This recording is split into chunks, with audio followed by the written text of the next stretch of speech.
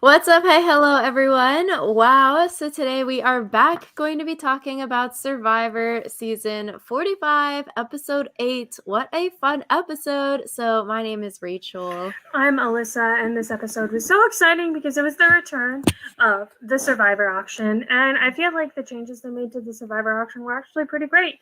So I'm really looking forward to talking about those and talking about Austin's sandwich revenge. So Uh, we got the auction back, we got a blind side, we got the fulfillment of this sandwich storyline arc. It was a good episode. I thoroughly enjoyed myself when watching this, and I was very gagged and gooped. yep, it was a great episode. I had a lot of fun with it. So we start this episode off. Jake is realizing that asking Katura to go to Rocks last week was a bad move. He realized that very shortly thereafter, after Tribal Council in the dark. And that's sort of what we said last week. Like, oh, flubbed it a little bit, but good for him for realizing. I feel like this week is another good bad episode for Jake. Good for screen time because he's funny. Like he's trying to play the game and he doesn't want to just follow the herd and everyone voting one person out each week. But again, sort of bad episode, like strategy wise for Jake. Yeah, Jake is definitely getting the edit of someone who is a character, but not necessarily someone who is a winner. So feel kind of bad for him, but also, that's the way it be sometimes. He's trying. I think maybe he can turn it around. At least I'm like, good for you. You're trying. That counts. Yeah, he's definitely trying. I think we both really enjoy it when people, um, don't just sit down and die. So I was thinking the exact same. Like, if you think you're going to get voted out, he's trying to do something here. He ends up not getting voted out, but like, he was trying to not get voted out since he thought he was going to go home. Some people, they just accept their fate, like, there's nothing I can do. yeah, some people just accept their fate. Some people, they go for it. And Jake really went for it, even if him going for it didn't actually change anything for him. So So, Jake, starting this episode, he's apologizing to Julie for voting for her last week. Julie, she's probably going to hold a grudge. We see it sort of at the start here throughout the episode where she would rather vote Jake out over like Kelly or anyone else.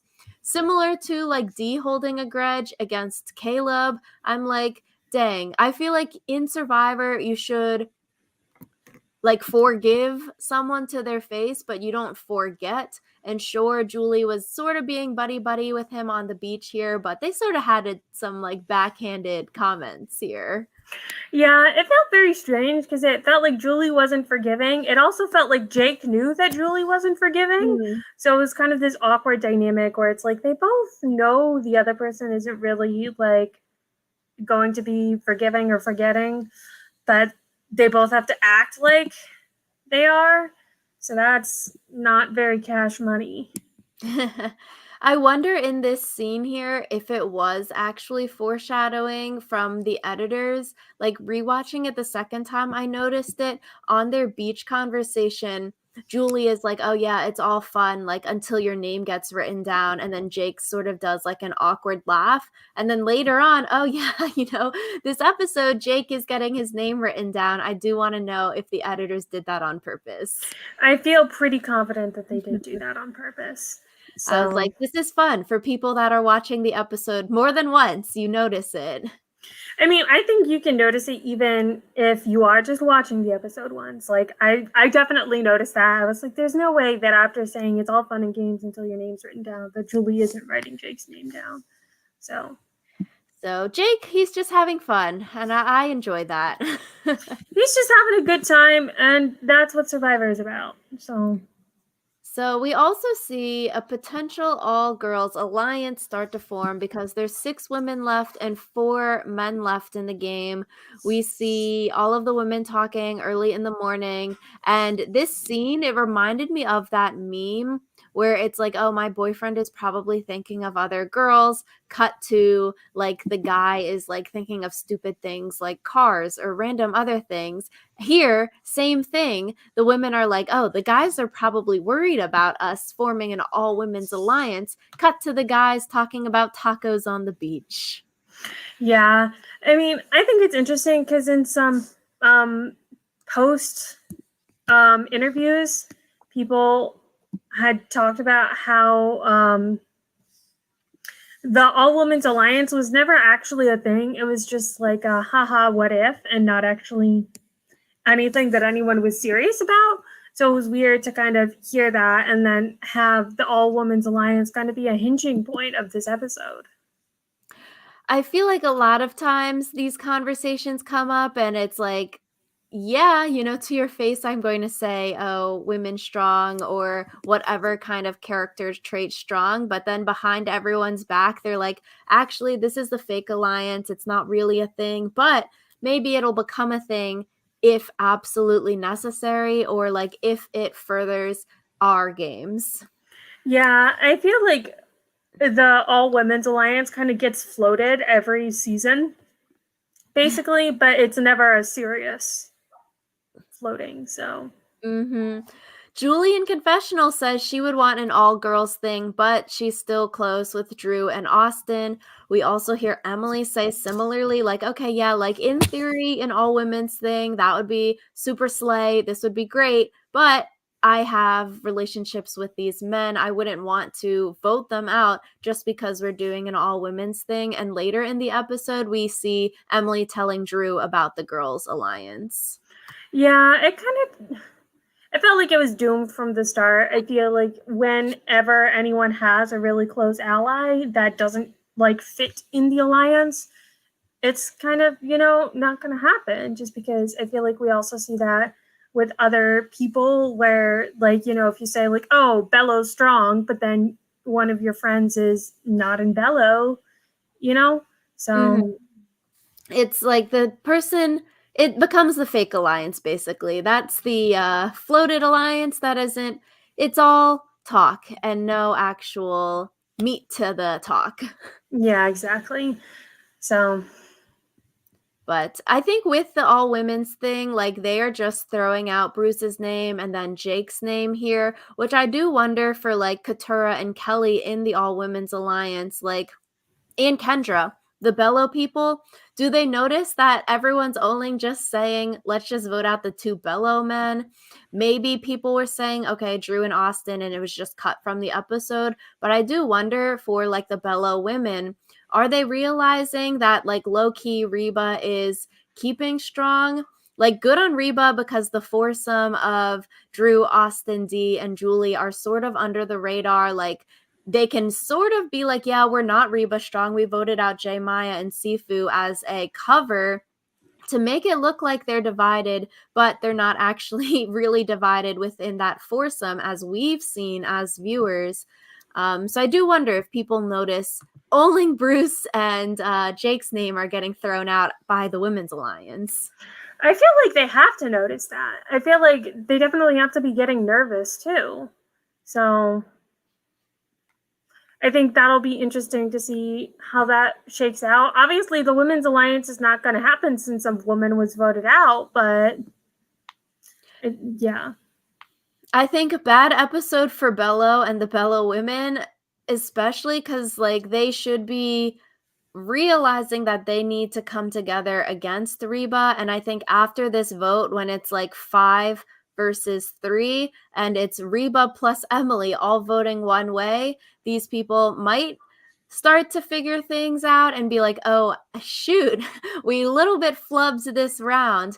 And I think this was also good for the Reba foursome. They're trying to bring in Katura and trying to basically get Katura to trust them. Like, hey, girl, we will follow your lead. Tell us who you want us to vote for as a sign of trust. But like all of them know Katura want to vote Bruce or Jake out. So like really letting her pick who goes home is no skin off their back because they all want the same person going. And so I thought that was really good of Reba. They're like playing her like a fiddle here. Yeah, I was gonna say, it almost felt like Katura realized that they were playing her when she was like, everyone knows that I want Bruce out. I was Mhm. waiting for her to say, like, so they're just making me say Bruce's name for them, but that never really happened. But it's kind of like, everyone knows who you want out, Katura. Like, them being like, Katura, we'll follow your lead. Like, they wouldn't have said that if they weren't okay with voting Bruce out, because everyone knows that you want Bruce out. Exactly. So I do wonder, like, do people realize they're getting used in this situation? Hopefully, after seeing the vote and Kelly going home this week, people will start to realize, like, hey, wait.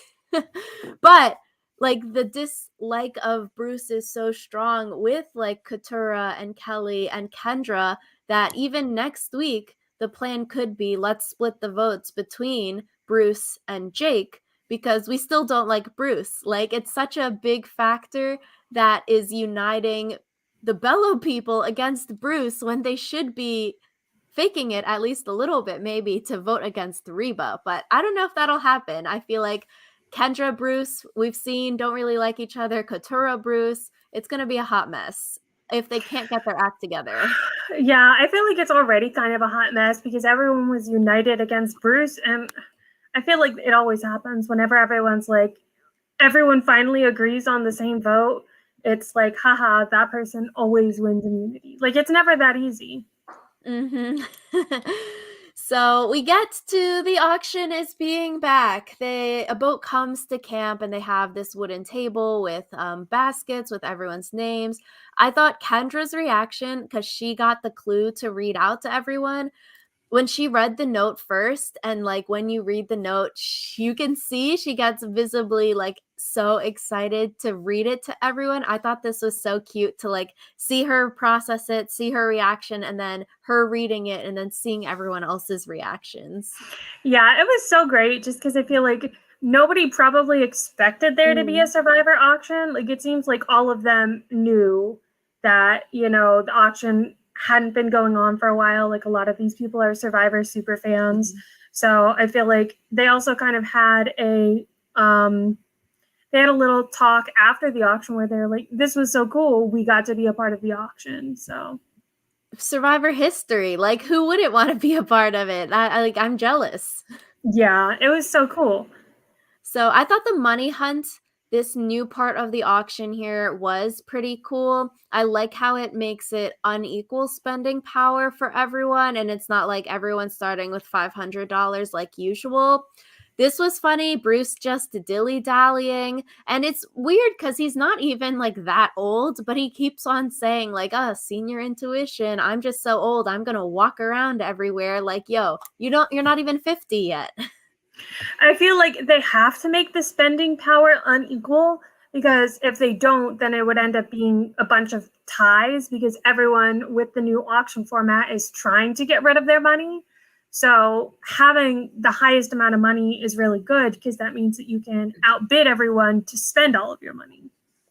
Yeah, I thought that was an interesting wrinkle. And I do like how each like bamboo shoot doesn't have necessarily the same amount. So you might find more bamboo shoots, but actually have less money if you're a little bit unlucky and like your things only come with $20 or $40 each. But like Bruce found one with $80 in it. So I like how it's more random-ish, but also like you should be running in the forest to find as many shoots as possible. You shouldn't be walking. Yeah, but it's also kind of like how bad would it feel if you found 5 tubes that each only had $20 and someone else found only 2 tubes but they each had 80? Like, ugh, that would suck. So You're unlucky. I thought it was fun. Also, everyone just seemed to have fun with this scavenger hunt. Like, it was cute. They're probably bored out there. So it's fun to see everyone, like, get excited about something different. yeah, it was something fresh and new, and I feel like that's always fun in Survivor when you get to see something like that legitimately feels fresh. Yeah. So we get to the real auction. Jeff says, we have made changes to the auction. And this is what we have been saying over these past years. Bring back the auction, do these, make these changes, and you can bring the auction back. So money being hidden was the first change. Everyone has different spending power. Like we just said, like the change. Second change, polling food items, no advantages available, and you state that up front for everyone.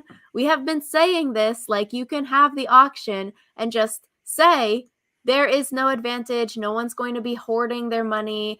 It makes it fun because honestly, like watching people get excited over random pieces of food or like bad pieces of food is so interesting. So it's like you don't even need the advantage part of it.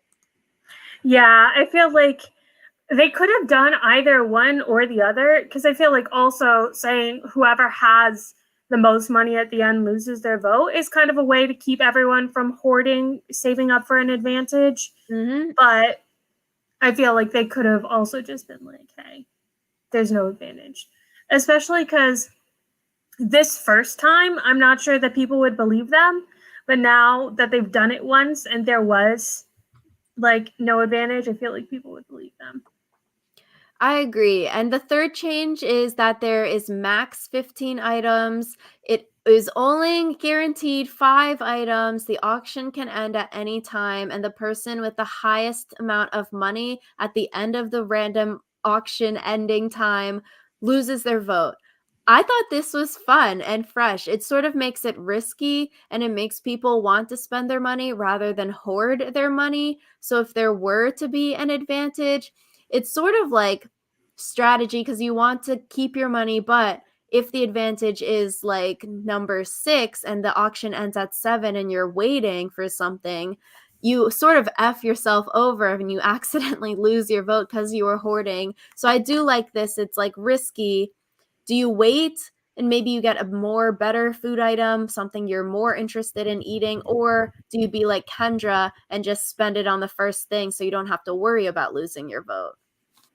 Yeah, I think it's hard though, because it also kind of creates a situation like Bruce only had $80, and yet he somehow was also the person who had the most money at the end just because he could never outbid anyone Mhm. else. Like there was definitely this trend of people, once they saw an item that they didn't absolutely hate, they were like, okay, I'll spend all of my money on this. And so I think I would like it to be a little bit of tweaking so that like it isn't just like, oh, the person who has the least amount of money is screwed over in the end, because then you kind of get double screwed, because Bruce didn't get anything to eat except for the chocolate cake that he was like brought in on, and then he also loses his vote. So I feel like I would like a little bit more tweaking on that end. Yeah, like it could be unfair if like just the rich people are always outbidding. In this case, it's sort of like ironic, funny because we see Bruce not running. So it's sort of his own fault at the end of the day for not having enough money. And who would have thought, like, oh, only having $80 actually screws you at the end because he was the poorest person going into the merge and then ends up being the person losing their vote. It's sort of like ironic because he didn't go run in the woods where like D running around getting 900 freaking dollars is like such a big difference. Yeah, so it is kind of his fault, but you could also have a situation where it wasn't your fault. Yeah. Like you did legitimately try your hardest and it still kind of, screwed you over. But Yeah. I also with this did not think the last auction was 2015 in season 30. Like Alyssa and I were in high school at that time, which is freaking wild. I'm like, maybe because foreign versions of Survivor still have the auction, like it doesn't feel that long for us watching those, but almost 10 years since the last auction, I did not think it felt that long. yeah, it definitely didn't feel that long. When they said it was in 2015, I was like, wait, what? So, yeah, it's been a long time. And I think part of it is also we've asked for the auction to come back for so long. So, Yeah, maybe because we've been talking about it, it's at the top of our mind, so it doesn't feel like that long. But item 1, Kendra, she spends all her money on pretzels and beer, very expensive, and she toasts her dad here. Later on in the episode, we get some background information about her meeting her biological father for the first time. So I thought this was a nice segment for Kendra.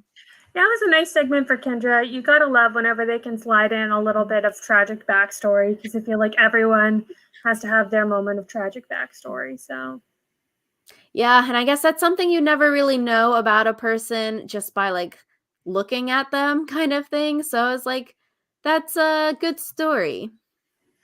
yeah, it's a good story. It was nice to get the background on it and have her not just be like toasting her dad randomly.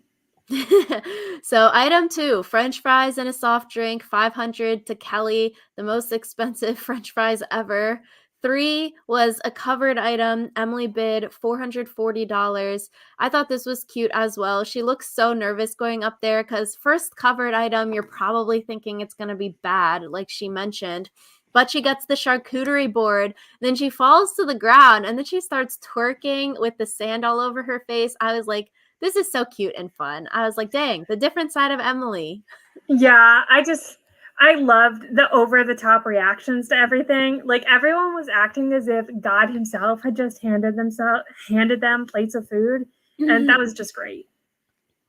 Item 4, $900 chocolate milkshake for D. So freaking expensive, but good for her. A $900 shake. I was gonna say it might be one of the most expensive milkshakes in the world. Yeah, only rich people can afford that for one small drink. I'm like, damn. Mm-hmm. So then item 5 was covered. I feel like because there have been no bad items left and 5 items is technically the only number of guaranteed items at the auction, you should probably know that this is going to be the bad one, especially because Emily did get a good one and hers was covered. So maybe I personally would be like, nah, I'm not going to spend any money. But it's also interesting because maybe Katura was thinking, hey, there's only 5 things guaranteed. Maybe it ends at 6 and I miss out and lose my vote or something. So it might force people to buy things they might not really want and waste their money. But Katura, she doesn't choose to trade her item for the other item and she ends up getting 2 giant fish eyes. Remind me, I don't think they ever said what the other item would have been, did they? Because I was waiting for them to reveal, like, this is what you could have gotten instead, and they never did. They made it the 6th item that Drew got. It was a candy. So not Oh, even that good. better than fish eyes. Yeah, Katura barely tried it. Austin then buys it for $100. And I'm like, good for him. I give you so much kudos. Like, this is why you're probably cast on Survivor, because like he's just going to try it because he's on this TV show. Like, when would you ever get the chance to try these giant fish eyes? So I'm like, I respect it. I think that's so cool of him for spending his auction money here and then like literally taking a huge bite out of these eyeballs just for funsies because he's on Survivor. I like it. The eyeball bite was a little, ugh. I did not need to see that, but you know, that's okay. I don't know what I was expecting, but it was like juicy. It was really wet and then it was like crunchy, like he bit it like an apple, but then it was so wet in his hands. I was so confused. How do you eat this thing? Yeah, no, I don't need to put more energy into figuring out how to eat an eye. So then basically after the 5th guaranteed item, it's like whoever has the highest amount of money is basically just going to outbid everyone else to not be the highest anymore because the auction could end at any time. So it pays to be richer here and then it's basically down to like luck, chance, unfortunate circumstance, who gets the short end of the stick and is the poorest person when the auction ends. But item 9, Jake, chocolate cake. He shares with Bruce and Julie. I thought this was good. Julie, because he just voted for her last time, smart, and she didn't get food. She got a toothbrush, so that's a good pick. And then Bruce, because he's the poorest person here, he probably won't be able to buy any food or anything. So I thought his 2 picks here were good. Yeah.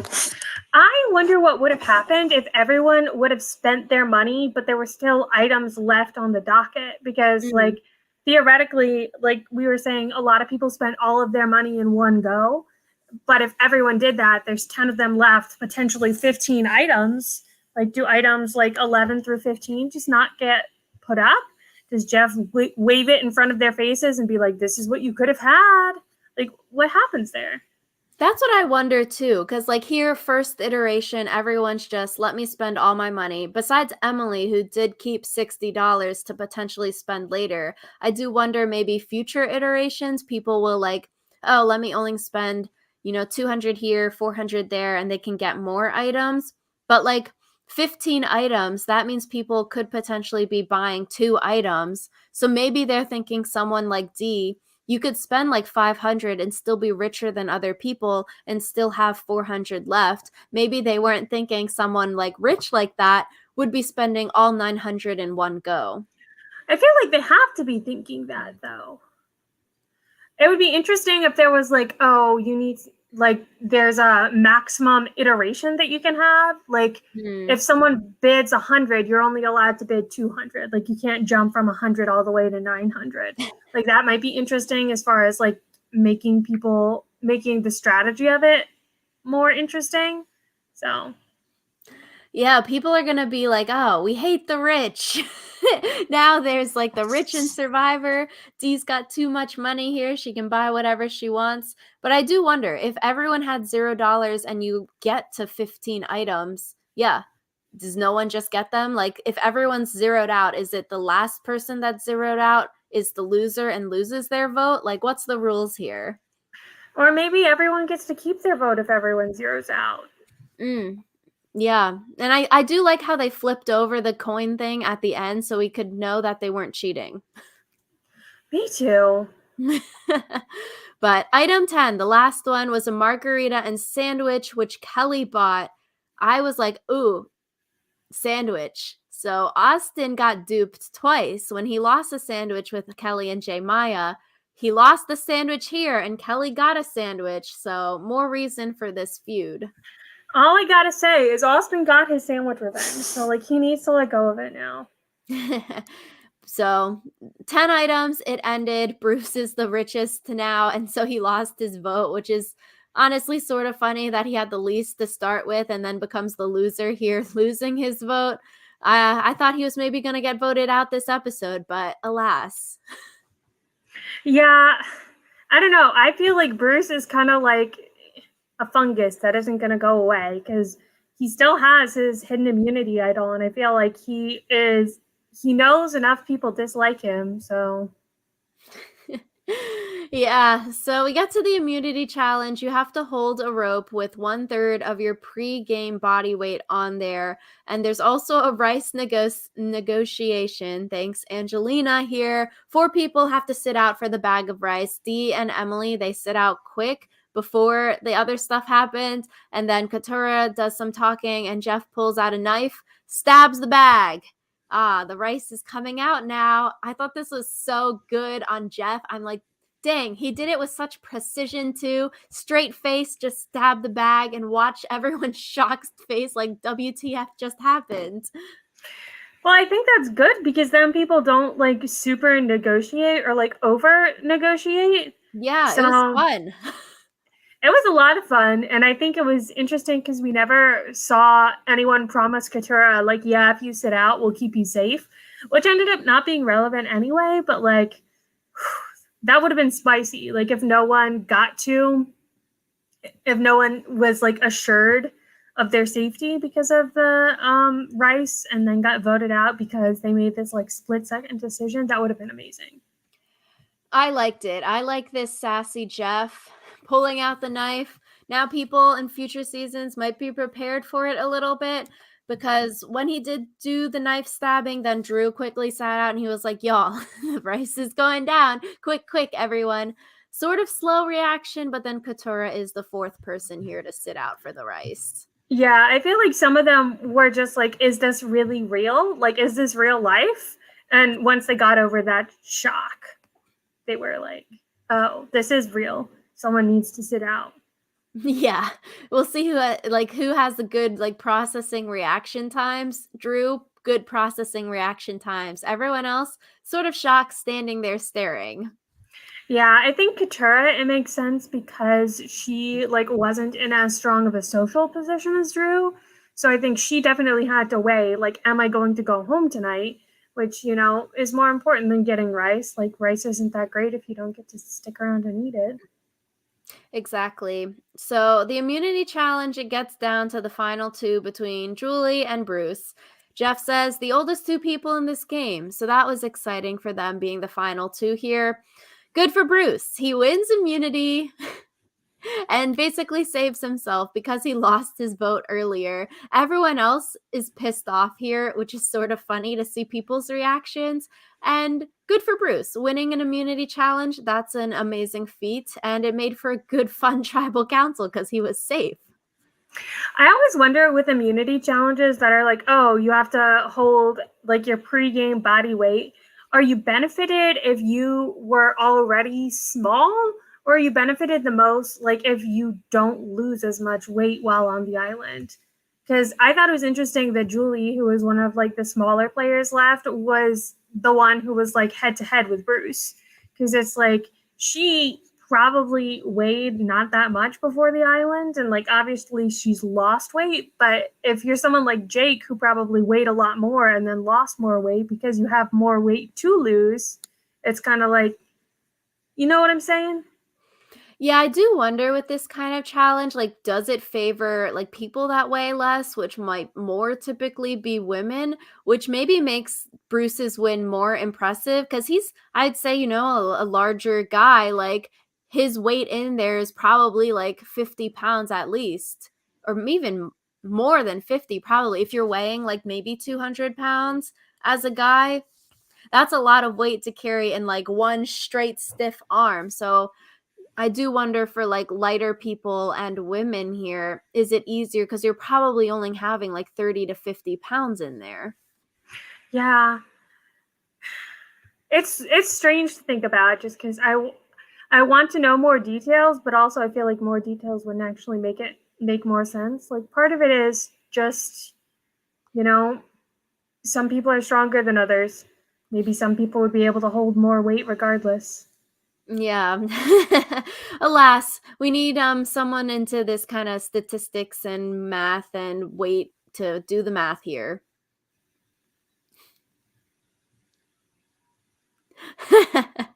So, Yeah, I'm like trying to do math and I can't figure it out.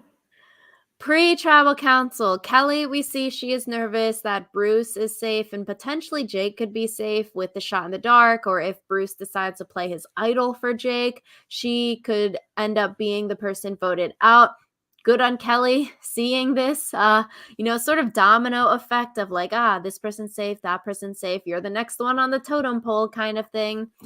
Here, we also see Kelly and Emily asking Jake to throw out a name. I thought this was smart of Jake to realize that they were fishing for information from him and to not throw out a name, because if Jake said anyone here, these two women would have easily just went around like, Jake said Bob's name, let's vote out Jake, and try to use it against him. So I thought good for Jake here, realizing and not saying a name.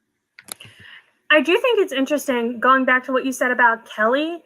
I think Kelly had the intuition that she was on the chopping block, but I think she got the reason wrong because she was like, "Are people going to vote me out to get to Bruce?" And I feel like no one ever mentioned like, "Oh, this is a way to get to Bruce." People just recognize that Kelly is dangerous on her own.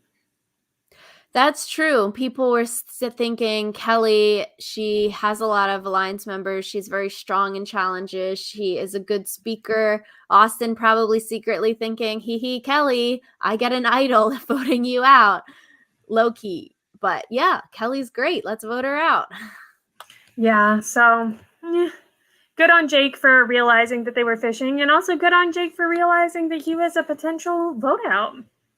Yeah, we also see Jake looking openly for a hidden immunity idol. I think this is interesting because it sort of reduces your threat level by not throwing out a name. Like, yeah, I'm not going to play dice with y'all. I'm not going to fall into your trap. And looking for this idol so openly, maybe it's making people think like, hey, let's not actually vote for him. He's desperate. He's on the bottom. He has no friends. And maybe he has an idol. So let's just do a safer vote and let's vote out someone who we don't think has any advantages, isn't looking openly for an idol. So I do wonder, like, okay, is this intentional or not? Or is it just like, yeah, I think I'm on the bottom. I'm going to openly look for an idol, but like low key openly looking for the idol helped Jake here by making Drew think of another plan. Yeah, I feel like Drew would have thought of the other plan anyway, but I think it was good for them to like have to think outside the box a little bit. So, yeah. I like Drew's plan here. He says, let's avoid voting Jake out. We can keep him for next time, split the vote between Jake and Bruce. Let's get the Reba 4 and Emily to vote someone else out. Let's vote Kelly out. Save Jake for next time. We can flush the idol next time. Julie here says, I would prefer to vote Jake out though. So we see that grudge coming back up. I do want to know here, does Drew know if Austin has 2 idols now? Because he knows, I guess, about like the shared stuff. Emily might even know that Austin has at least 1 idol because Emily knew about the shared amulets. So I sort of want to know, and here in confessional, who knows what Austin has? I would like, you know how in, I forget what season, there was a season where they put what everyone's advantages were under their names. Yeah. I would also love for that to be like, who knows about it? Also put who knows about it under everyone's name. Yeah, because it's like, does Drew know that Austin risked his vote and then has 1 idol? Now he's got 2 idols. And the 1 idol, 1 ends at final 6 and 1 ends at final 5. So if Austin can theoretically make it to final 7, which is like in 1 or 2 votes, literally, Austin can make it to final 5 or final 4. Actually, last time he can play one is at 5. I feel like the back half of the game always gets so like rushed because there's so many advantages still out. So we'll have to see. I don't like it that Austin could just like coast to Final Four based only on the amount of idols that he has, but okay. Low key though, based off the preview for next week, he might try to save D with an idol, maybe potentially. So maybe he won't be keeping his idols for himself. He's gonna be friendly. Yeah. I don't know though. So we get to tribal council. I think similar to Jake's whole story, sort of good, sort of bad tribal council for Jake. Good because I do want to know whether this is intentional or not as well. Like Jake blubbering, forgetting his words, asking Jeff to repeat the question. Like, yes, maybe it's because you're not eating, but also is this like intentional on his part to lower his threat level? Like, hey, I can't think, I can't talk, bring me to final tribal because even though I'm a lawyer, I can't, my brain is turning off. I cannot think of words. But then Jake also does this really interesting slip, like saying, when I play my idol, or oops, actually, backtracking, like, maybe his brain is actually a lot more there than he's letting on by doing the blubbering and faking forgetting the questions.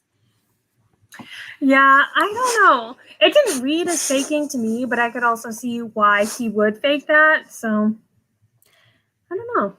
Yeah, like I'd want to know, like in a confessional or maybe after the show, like, is it intentional or do you actually like just forgot the question there and then you were like, oh, idol, but to trick people up later on? Like, I think it's interesting if it were intentional. Like, that's pretty cool. Maybe we'll hear about it at the beginning of next episode. Yeah, but bad tribal for Jake because he misplayed his shot in the dark and he's very obviously not in the loop at this tribal council. Keeps on talking about, yeah, I'm going to get voted out, being so adamant about it. Keeps on saying people aren't playing Survivor. People shouldn't just dogpile on me. People just dogpiled on Caleb last week. If you're on the bottom, you need to make a move. Jake, you're not wrong. I agree. If you are on the bottom, you should be trying to make some moves. So, like, you're saying right things, but you're out of the loop on this vote, which might not look good in like the jury's eyes.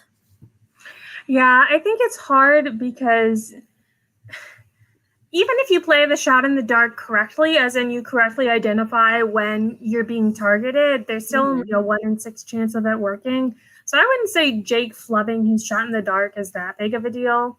But I do think that as far as socially, he's definitely out of the loop. So I'm not sure how he'll get back in the loop or if he'll just be a goat for the rest of the season. I agree. I feel like playing your shot in the dark when you're not the highest number of votes, it's sort of like, eh. But I think the more bad thing here is like, you can see that he's not in the loop on the vote since he's so adamant about he's getting voted off here. Yeah, bless his heart. But Jake's so funny. When the votes are being read, Kelly's name starts to come up. He mutters to himself, oh, people are playing Survivor. That was funny. And then when Kelly gets voted out, he does the like, whoa, happy whoa. Then he's like, sorry, whoa, sad whoa.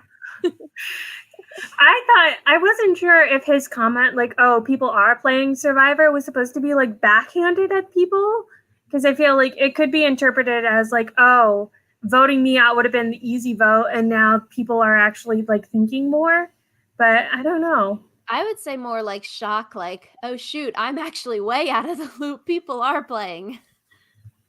Yeah, I don't know. But I thought the woes were so funny. I'm like, this is one of those tribal council scenes that I'll probably just watch for funsies a lot. Like, you just watch, like Kelly Wentworth's idol play. You watch Sari getting voted out with no votes for funsies sometimes. I'm like, I'm going to put this on the rotation of fun tribal councils to watch. If you're feeling sad, if you're feeling happy, it's a great one. Yeah. It's a good one. And I thought everyone else's reactions were so funny too, like Jake with the woes. And then Kendra's like crying over Kelly being blindsided. Jake's mouth is just literally open the entire rest of the episode. And then Bruce is just sitting there so straight faced, like he doesn't care that his number one girl just got voted out. Yeah, that was weird.